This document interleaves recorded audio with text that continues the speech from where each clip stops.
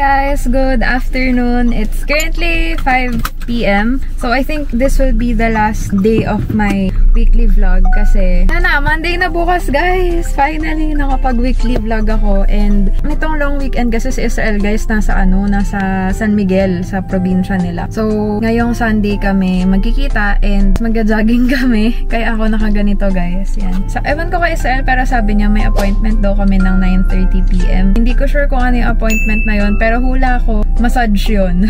Kasi parang ang tagal na, last week pa yata niya gustong magpa-massage, pero hindi, kailan ba niya ako kinita nun? August 16 pa. August 16 pa siya supposedly magpapasked ng massage. Tapos fully booked yung favorite naming pa-massagean dito sa area namin. Sobrang galing kasi doon guys. Yung sa head massage nila talaga sobrang galing. Kung doon tayo pupunta mamaya, isasama ko kayo guys.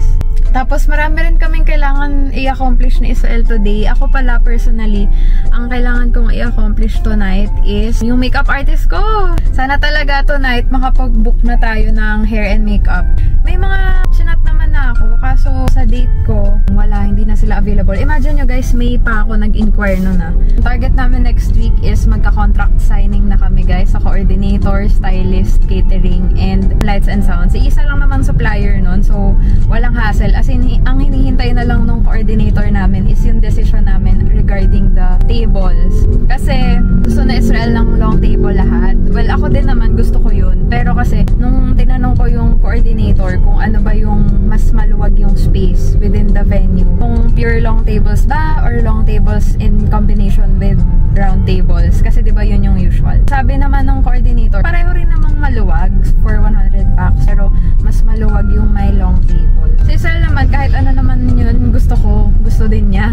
Pero dito lang talaga sa part na to, siya nagbigay ng sarili niyang opinion kasi gusto niya talaga pure long table. So, as partner, ayoko naman din i-disregard yung gusto niya kasi minsan lang yan siya magsabi ng gusto niya. Ito, within the whole wedding planning. So, parang gusto kong i-consider yung preference niya. Pero, ayoko rin naman na ma-compromise yung, syempre, kailangan yung comfy yung mga bisita natin. So, ayun. 2 hours later.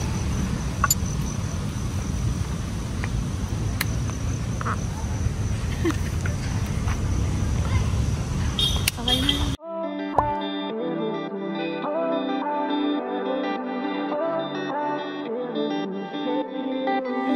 I need a distraction, cause I've been spending too much time at the gallery of memories, pretend they all still mine. It's a trick of a mind that's trying. Hey guys, so aalis ulit tayo. Hopefully, okay ang saan yung... Pero yes, aalis ulit tayo. Babalik tayo guys dun sa Disenyo Pandi para dun sa gown.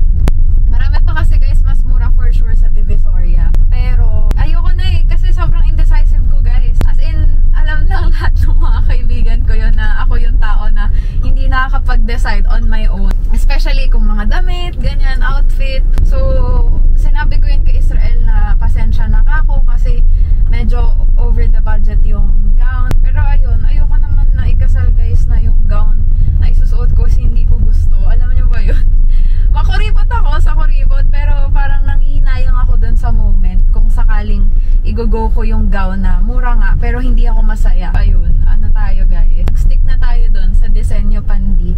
Saka naisip ko rin kung sa Divisoria ako magpapagawa or dun ako bibili, tapos ipapa-alter ko kasi medyo maliit yung bust size ko, tapos maikli yung torso ko, so hindi siya super fit.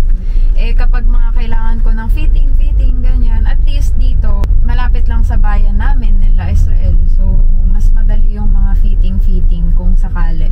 So dadaanan ko si Ara tapos si Ena, sila din yung kasama ko nung last time nung nag-vlog ako, nagtingin nga tayo ng gown. Anyway, yun, tatanong ko kung pwede akong mag-vlog guys. Parang ang bawal lang yata is videohan mo or pipicturean mo ng nakasuot, pero kapag naka-display sa mannequin pwede naman yata. Ayoko rin ipakita yung mismong gown, syempre para may element of surprise pa rin.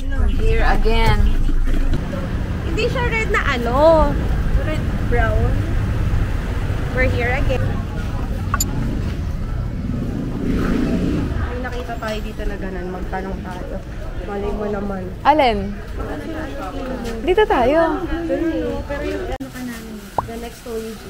And Alex G. Dami naman. Ang daming sinasabi, wala naman sa wedding ko. Ay, naku. Kaya nga ako nandito dahil wala nga ako sa wedding mo eh. At least nakita na ni Ena. Yeah, nakita. Iba-ibang klase ko. Sa ilalim.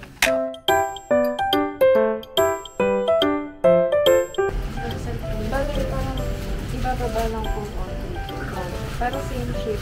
Ano po? Ganun pa rin po siya. Pero ito po yung ibababa. Mas pag ganun pa rin po yan siya.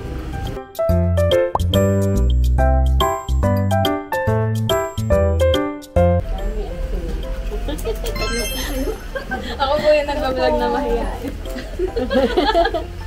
Di ba yung voice?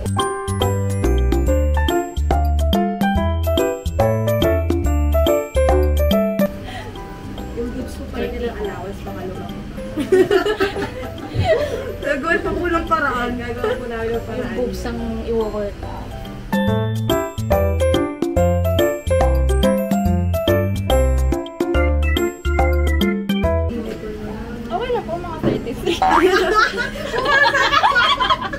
Baka lumaki pa 6 months pa. Baka lumaki pa. Talaga kasi di ko.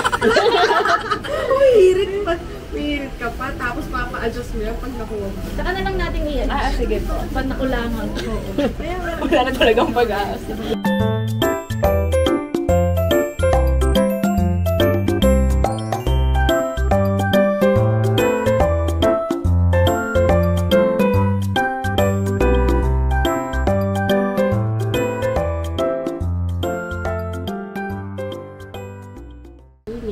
Dalawang American na yung ano.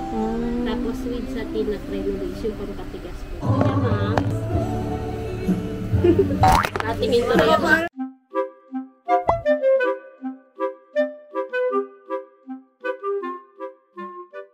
wala na nga yung 6. Clear, parang hindi ako madapa. Opo, para mas maluwang siya. Ito ma'am, pagka nag-sign na po kayo, change design na po tayo. Yun na po yung design natin. Pero yun Fill up naman po mo. exact. Sakto, yun na po. Huwag ka lang tumingin sa iba, yan lang talaga. Para wala ka ng hassle. Hello po. Sabi rin natin. Thank you po. Dito nito nila kinukuha yun. Let's go. Resort. Dinadala lang dun. Basta nandyan yung gown ko, guys. Hulaan nyo na. Charot. Alin? Ito? Opo. Nafi-flip siya. Thank you po. Gusto nga ngayon may kulay na ako. Ano mo? Merienda muna. Doon? Sige, saan tayo? Mas tayo mga ganyan. Sama natin. Naka-vlog ka pa.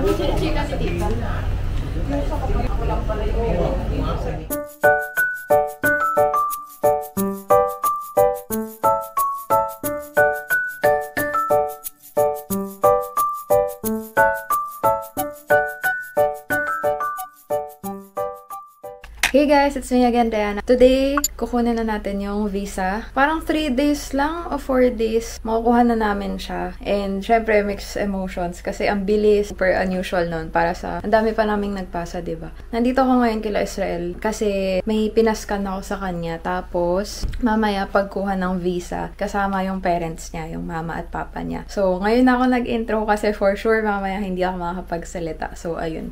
Thank you.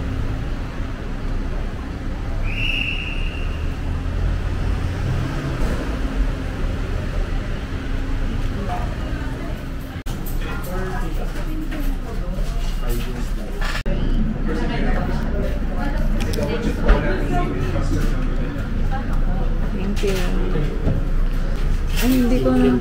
Hindi si Ate Esa yan.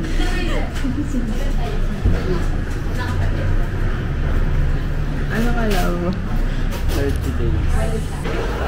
Approved kami, guys! 5 years. Multiple entry. May bibilin daw yung mami ni Israel.